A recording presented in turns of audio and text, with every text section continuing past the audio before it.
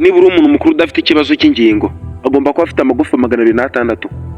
Gusa ibi siko bimeze ku mwana mutoya, kuko ashobora kurenza amagufa akagira amagufa 300. Gusa uko agenda akura hari ayihuzahuza bikarangira ageze ku magufa 206. Gusa amagufa 206 ntago yirunze mu gice kimwe cy'umubiri, kuko agiye agabanyijemo ibice. Hari amagufa 29 agize igice cy'umutwe, 26 y'urutirigongo, 25 y'imbavu, 4 y'urutugu, amagufa 60 y'amaboko ndetse n'intoki, hakiyongeraho amagufa 2 y'ikibuno ndetse n'andi magufa 60 y'amaguru ndetse n'ikirenge. Ibi byose uko byihuza nibyo bibyara icyo bita skeleton cyangwa igikanka ku mubiri w'umuntu. Gusa koko nk'uko bigaragara, umuntu ugizwe n'amagufa gusa ntashobora kugenda ngava harajya ahandi, kuko aya magufa kugera kore nuko haba harimo imitsi imeze nk'ururenda ruba mu mubiri w'umuntu, rubasha kuyahuza kugira ngo nushingura igufa rinyerere ku rindi intambwe ibashe gutereka.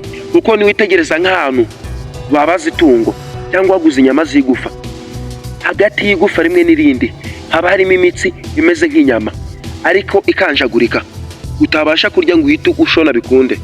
Izo nyama nizo bita connective tissue.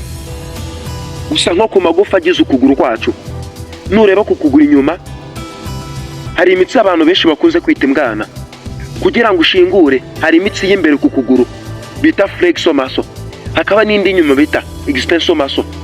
Iyi mitsi ushingura urambuye ukuguru, imitsi y'inyuma isa nkaho irekeraho gukora igatuza, iy'imbere ikirambura, wahe n'ukuguru n'ubundi bikagenda gutyo, iy'imbere ikirambura inyuma ikihina.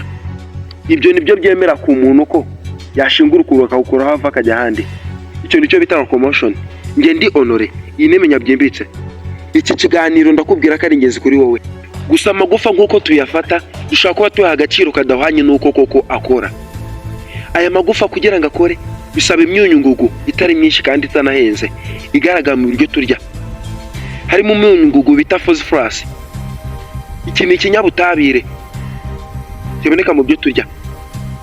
Hari n'undi myunyu ngugu w'ikinyabutabire n'ubundi witwa calcium. Imyunyu ngugu yombi yo yihuje nibasha gutuma amagufa yacu aba yakomera, ugashingura wumva wemye nta kibazo.